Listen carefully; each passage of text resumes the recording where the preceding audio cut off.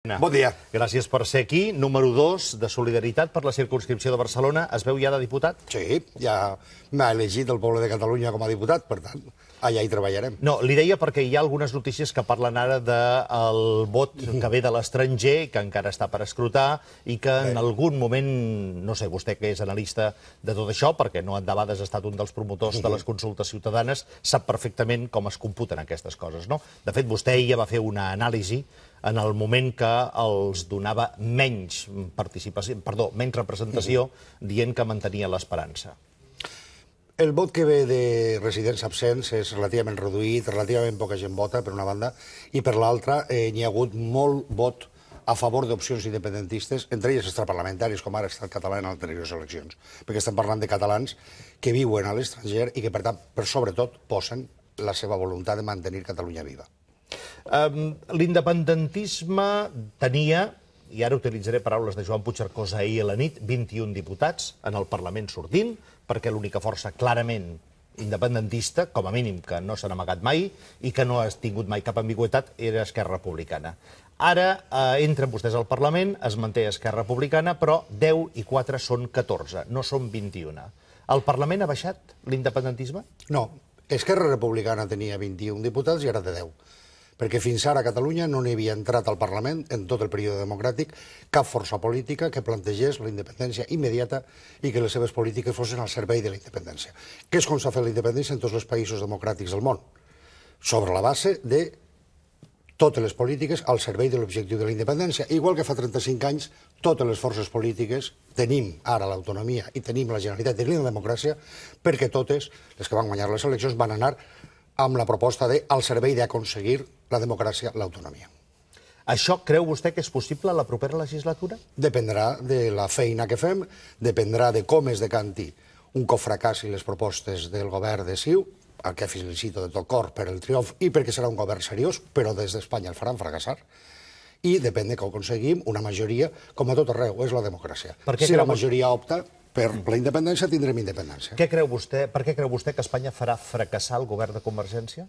Perquè no obtindrà absolutament res, de la mateixa manera que va fer fracassar els tripartits, amb l'Estatut, amb les no transferències, amb el bloqueig de qualsevol política, perquè des d'Espanya ja no hi haurà res, ni des d'un govern del PSOE, com s'ha vist, ni no diguem ja des d'un govern del PP. Aquest és un auguri que vostès han formulat durant aquesta campanya electoral i que avui, des de la legítima satisfacció d'haver aconseguit 4 escons, veig que mantenen, no? Però no és un auguri molt agosarat tenint en compte que si una cosa és inestable en el món és la política i els interessos de la política i dels partits? Em podria dir alguna reivindicació catalana que en els últims anys s'hagi obtingut, en els últims 15 anys s'hagi obtingut per part espanyola, ni tan sols l'aeroport de Girona. Depèn del que s'entengui com a reivindicació. Per exemple, la gestió dels aeroports. Per exemple, les plaques de les matrícules. Per exemple, un marc català de relacions laborals. Per exemple, el corredor ferriterrani. Per exemple, l'espoli fiscal. Per exemple, el propi Estatut. Això és el que va portar-lo a vostè a marxar de l'àmbit de Convergència per apuntar-se a la plataforma de la Porta? No és la plataforma de la Porta.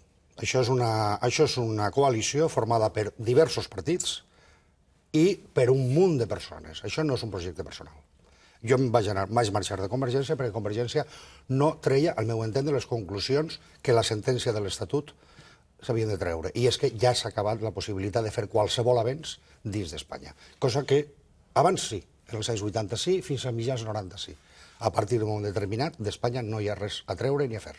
Quan vostè diu que no és la plataforma de la Porta, perquè, òbviament, és un conjunt de partits, de coalicions i, sobretot, una massa mobilitzada a través, sobretot, de les xarxes socials, que a vostès els ha donat molt bon resultat, està posant-se també la bena abans que la ferida, dient que això serà independentment del lideratge que fins ara vostès han mostrat, que era, legítimament, el de Joan Laporta? No, evidentment.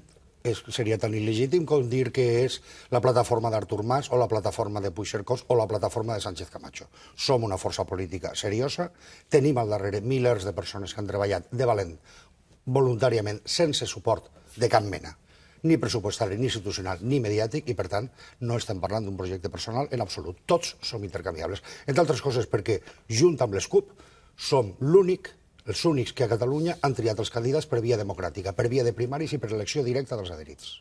És bàsic en aquest moment, el 2010, en el segle XXI, que la manera de funcionar de les formacions polítiques sigui diferent a la que hi ha hagut fins ara?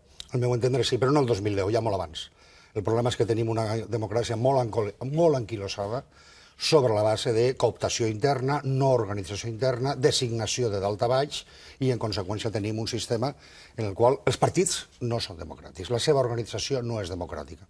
Entenc, doncs, que una part de l'èxit que vostès han tingut no tan sols té a veure legítimament en la proposta d'independència ja, sinó una manera diferent de funcionar. Sí, sí, molt bàsicament això. Ens hem inspirat en la manera de funcionar que tenen els països, que tenen els partits en els països, diguem-ne, d'Holanda cap amunt, a Europa i d'Estats Units i Canadà. Curiosament, paradoxalment, vostès hauran de compartir el grup mixt amb una formació que també ha basat part del seu manteniment en l'èxit aconseguit fa 4 anys, Ciutadans, una mica també per la força d'aquesta base i per una manera d'ideari a part, trencar els esquemes. D'això el senyor Rivera n'ha fet gala durant tota aquesta campanya electoral. Ara vostès compartiran grup mixt, s'hauran d'entendre.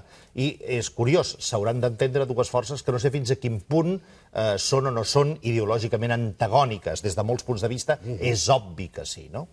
Haurem de repartir els temps d'intervenció i les atribucions parlamentàries. És exclusivament res més. No és un únic grup, com el seu nom indica, és grup mixt. Per tant, cadascú farà les seves polítiques i les seves línies d'actuació i ja compartirem civilitzadament allò que ens hi correspon com a conseqüència d'estar en el grup mixt segons el reglament del Parlament.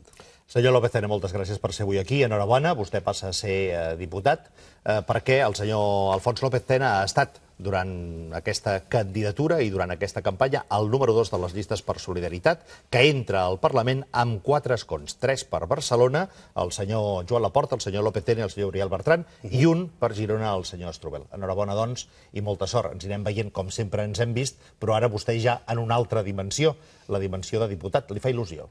Em fa il·lusió, encara que sigui, no ens oblidem, una pèrdua de rang, perquè jo fins fa 2 anys era secretari d'Estat del Regne d'Espanya amb tractament d'excel·lentíssim senyor. I el Parlament de Catalunya, justament perquè no és més que una comunitat autònoma, no té més que el tractament d'il·lustre. M'està dient que enyora que no li puguin dir excel·lentíssim senyor? No, l'estic dient que enyoro que el meu país no tingui les atribucions d'un Estat, la capacitat d'un Estat i, per tant, els tractaments que té un Estat. Moltes gràcies, doncs, senyor López Tena.